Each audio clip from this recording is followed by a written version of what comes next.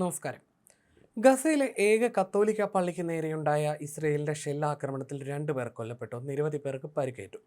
പരിക്കേറ്റവരിൽ pop ഫ്രാൻസിസിന്റെ അടുപ്പക്കാരനായ പള്ളി വികാരി father Gabriel റോമനെല്ലി ഉൾപ്പെടുന്നു. 60 വയസ്സുള്ള കാവൽക്കാരനും പള്ളിവളപ്പിൽ ടെന്റിൽ ചികിത്സയിൽ കഴിഞ്ഞിരുന്ന 84-കാരിയുമാണ് കൊല്ലപ്പെട്ടത്. ഇസ്രയേൽ കുട്ടികളും 54 ഭിന്നശേഷിക്കാരും ഉൾപ്പെടെ 600 കുടിയിറക്കപ്പെട്ടവരുടെ അഭയകേന്ദ്രമായിരുന്നു ഈ പള്ളി. ആക്രമണത്തിൽ ഹോളി ഫാമിലി പള്ളി സമുച്ചയത്തിന്റെ വലിയൊരു ഭാഗം നശിച്ചു.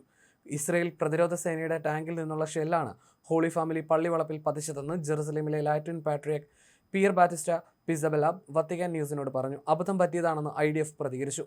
അതിനെക്കുറിച്ച് ഞങ്ങൾക്ക് ഉറപ്പില്ല. അവർ പള്ളിയെ നേരിട്ട് ആക്രമിക്കുകയായിരുന്നുവെന്ന് ലാറ്റിൻ പാട്രിയാർക്ക് പറഞ്ഞു. ഗസയിൽ എന്താണ് സംഭവിച്ചത് എന്നതിനെക്കുറിച്ച് പൂർണ്ണമായി വിവരം കിട്ടിയിട്ടില്ലെന്നും അദ്ദേഹം കൂട്ടിച്ചേർത്തു. ഹോളി ഫാമിലി കത്തോലിക്ക പള്ളി വളപ്പിലാണ് യുദ്ധക്കെടുതി മൂലം ദുരിതം അനുഭവിക്കുന്ന 100 കണക്കിന് ഫലസ്തീൻകാർ അഭയം തേടിയിരിക്കുന്നത്. ആക്രമണത്തിൽ പള്ളിക്കും കേടുപാടുകളുണ്ടായി. സംഭവത്തെക്കുറിച്ച് അന്വേഷണത്തിന് ഉത്തരവിട്ടെന്ന് ഇസ്രയേൽ അധികൃതർ അറിയിച്ചു. സാധാരണക്കാരുടെ വീടുകൾക്കും മതസ്ഥാപനങ്ങൾക്കും പരമാവധി നാശം കുറയ്ക്കണമെന്ന ഉദ്ദേശത്തോടെയാണ് IDF ഓപ്പറേഷനുകൾ ആസൂത്രണം ചെയ്യാറുള്ളതെന്നും പ്രസ്താവനയിൽ പറഞ്ഞു. ഗസയിലെ ക്രിസ്ത്യൻ പള്ളികൾക്ക് നേരെ ഇസ്രായേൽ ആക്രമണം നടത്തുന്നതും ഇതാദ്യമല്ല. AD 4-ാം നൂറ്റാണ്ടിലെ ചരിത്രപ്രസിദ്ധമായ സെന്റ് പോർഫിറിയസ് പള്ളി ഉൾപ്പെടെ ഗസയിലെ പള്ളികൾക്ക് നേരെ ഒന്നിലധികം ആക്രമണങ്ങൾ നടന്നിട്ടുണ്ട്. ആക്രമണത്തിൽ അതീവ ദുഃഖം രേഖപ്പെടുത്തിയ പോപ്പ് ലിയോ 14 ഗസയിൽ അടിയന്തരമായി വെടിനിർത്തൽ പ്രഖ്യാപിക്കണമെന്ന് വീണ്ടും ആവശ്യപ്പെട്ടു.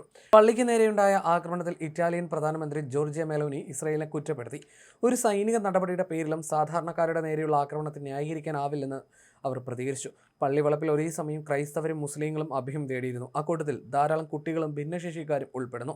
സംഭവത്തിൽ ഇസ്രായേൽ വിദേശകാര്യ മന്ത്രാലയം അപൂർവമായ രീതിയിൽ സോഷ്യൽ മീഡിയയിൽ ഖേദം പ്രകടിപ്പിച്ചു.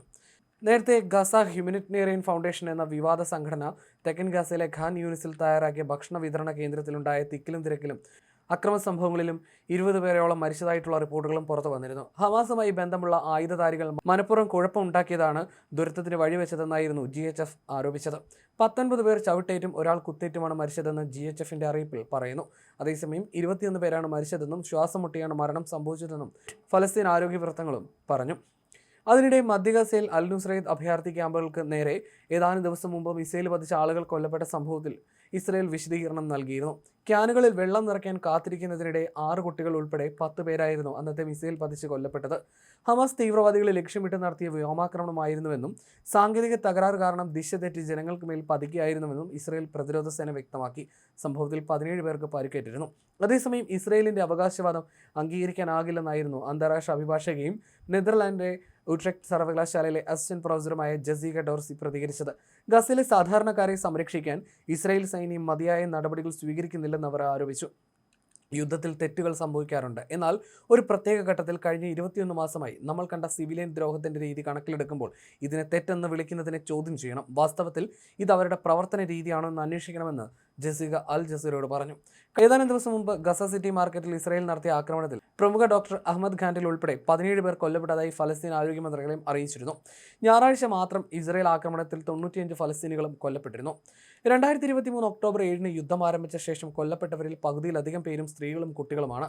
1,38,500-ലധികം പേർക്ക് പരിക്കേറ്റതായിട്ട് മന്ത്രാലയം നേരത്തെ കണക്കുകൾ പുറത്തുവിട്ടിരുന്നു. യുദ്ധവും ഇസ്രായേലിന്റെ ഉപരോധവും മൂലം ഗസയിൽ 2.1 ദശലക്ഷം ആളുകളാണ് പട്ടിണിയുടെ വക്കിലെത്തിയിരിക്കുന്നത്. പോഷകാഹാരക്കുറവ് മൂലം നിരവധി കുഞ്ഞുങ്ങൾ ഗസയിൽ മരിച്ചു വീഴുന്നതായിട്ടാണ് റിപ്പോർട്ടുകൾ.